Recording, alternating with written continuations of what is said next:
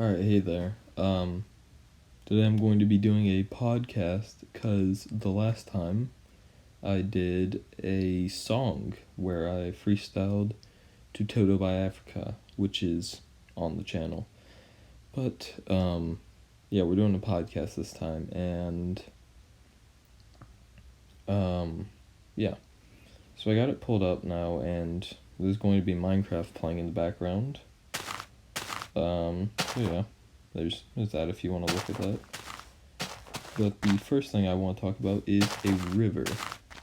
Now, in the Minecraft, you can see there's a big ocean, but a river, it's a natural stream of water flowing in a channel to something like an ocean, or other rivers.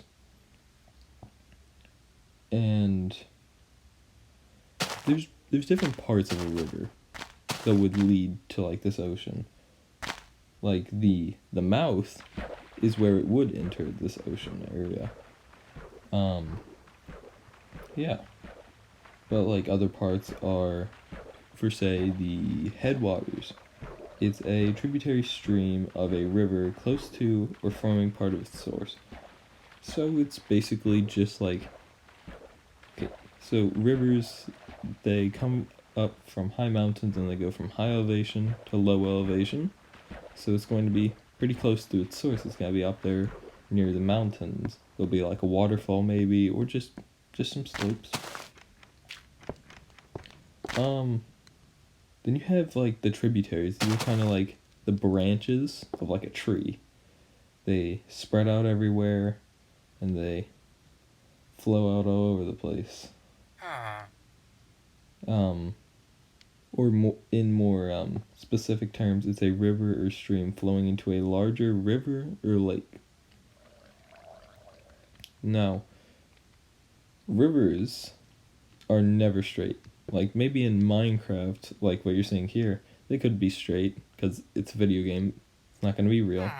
But even like, say to my right here, as you can see, there's a little tiny river that goes along that bridge area to my left, right there. And as you can see, it doesn't go straight right here. It meanders, or it winds and curves, and that's what real rivers do. Because it's actually a specific thing called a meander. It's a winding curve or bend of a river.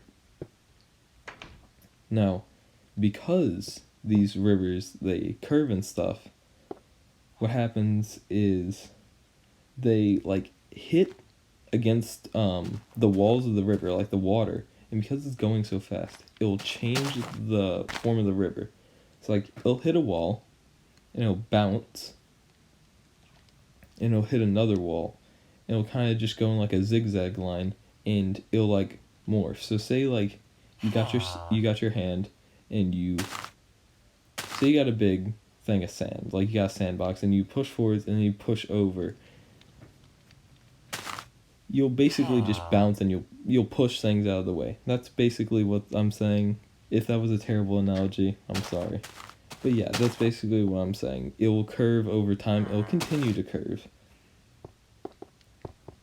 And sometimes when they curve, they'll like loop back around and they'll like connect. So they'll form something known as an oxbow lake. That's basically when the stream, it like loops back around and it connects. That's and then it kind of like forms off this little segment that's normally like a semicircle or like a U shape. It'll get that and it'll just separate, and that's what's called the oxbow lake. So it's kind of like that leftover of a lake. And then there's also like a pretty, I don't know how to say it, like out there type of part of a river. It's called delta. It's let's see, a landform created by deposition of sediment that is carried by a river as the flow leaves its mouth and enters. Okay, I don't want to read the whole definition, but basically it's saying when pieces of rock, sediments, they reach a not moving or very slow moving area of water, they'll start to pile up. And this is normally like a mouth area, or like where the river reaches an ocean, another river, a lake, other bodies of water.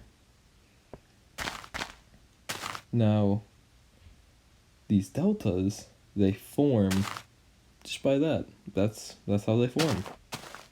And from all that I told you about these rivers, you can tell why they matter. You know, these rivers, they got fast-moving water through them, which can bring the sediment, which is how the deltas form. And those can travel and have minerals and nutrients to bring to like plants, fish, because fish, they swim in the river. Man, that's a tongue twister, but not really. Yeah, they swim in there. They need nutrients. They need stuff to eat. And without all these rivers, there wouldn't be like traveling. There wouldn't be like the trade routes that we had all that time ago in like early America and just a long time ago. We wouldn't have all that stuff, and even some of the stuff today, like, I don't know how many people still trade stuff in, like, rivers, but, yeah. And, like, all the land would be dry. These rivers, they go through areas, and a really big example of how much they matter is Egypt. It's a very dry place. It's basically just one big desert. That's what Egypt is. And then you have the Nile River, which goes through there. That allows the people to actually live. That's where, like, everyone in Egypt lives. They live along the Nile River. Because that is water. And they need water to live. And that's, like, their only way to get water. Because it's barren desert except for the Nile River. So, yeah. They really do matter. If rivers weren't here, then it'd just be a big problem. Their habitats, travel systems, and they're suppliers of nutrients, sediments, basically like everything. And that's why they really just matter. As you can see, the Minecraft thing is still going, but I think this is going to be the end of the podcast. Thanks for watching, and yeah, I'll see you around.